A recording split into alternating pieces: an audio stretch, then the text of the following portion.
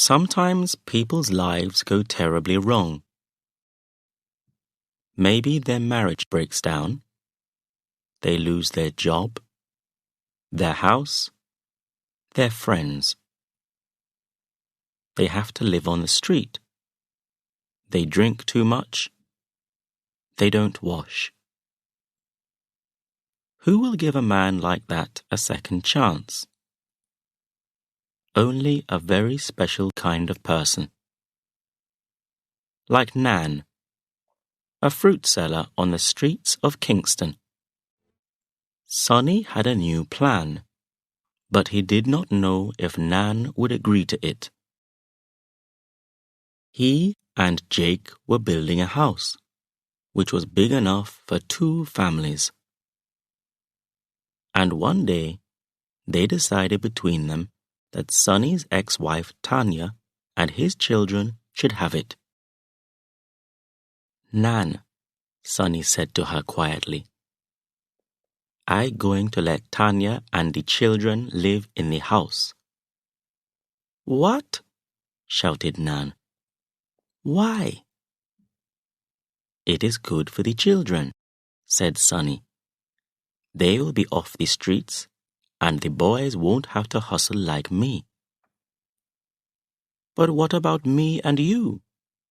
Where we going to live?" "We will try and build another one," Sonny said. "Lord," he thought, "is she going to leave me now? Maybe this is too much for her. I love her. I hope she understands what I'm trying to do." "So," Nan said slowly, "you tell Tanya already?" "I said something about it." Sonny looked away from Nan's eyes. "She agrees because it would be good for the children. I don't want my daughters living and dying like dogs on the streets of Kingston. And I don't want my boys carrying guns and selling drugs. I want them to have a place to live, Nan.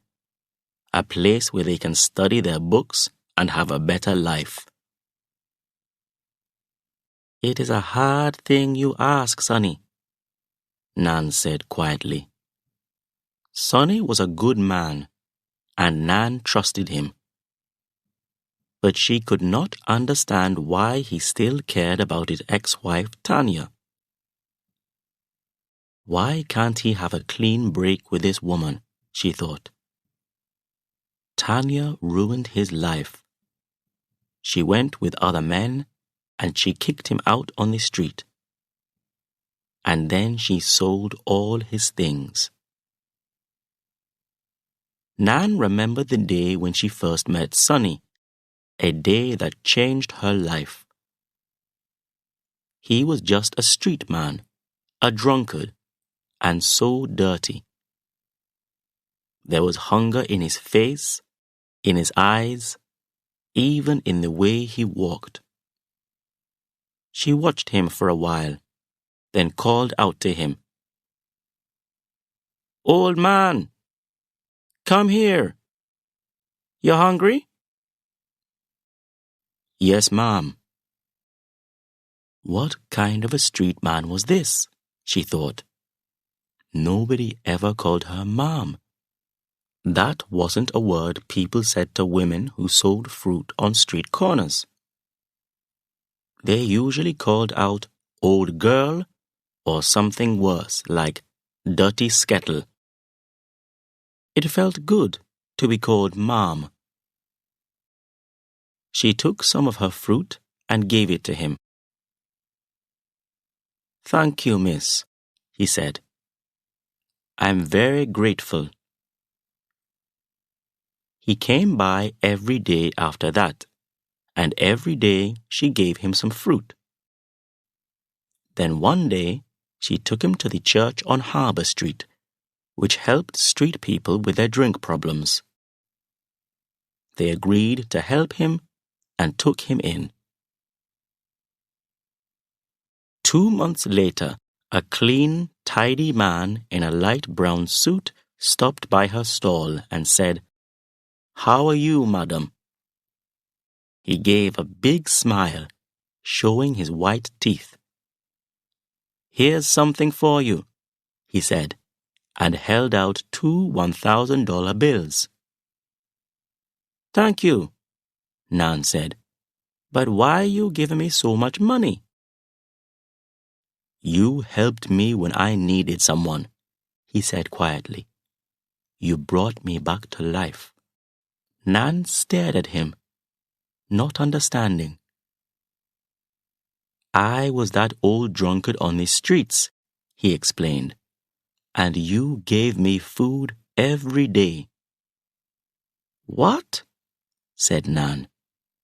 "I'm happy to see that you are right now."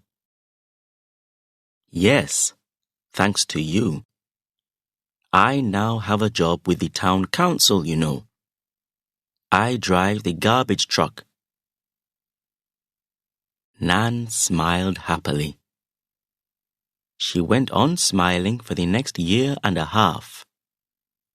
She felt young again and full of hope. At last she could forget the sad years when she was 16 with a baby and no chance to go to school and get a better life for herself. She and Sonny started living together, and now they were planning to get married and have a home of their own. She decided to give Sonny this one thing, and to give it freely, because she trusted him. "Okay, go on," she said to Sonny. "Let them live in the house, and we will work together to build our own."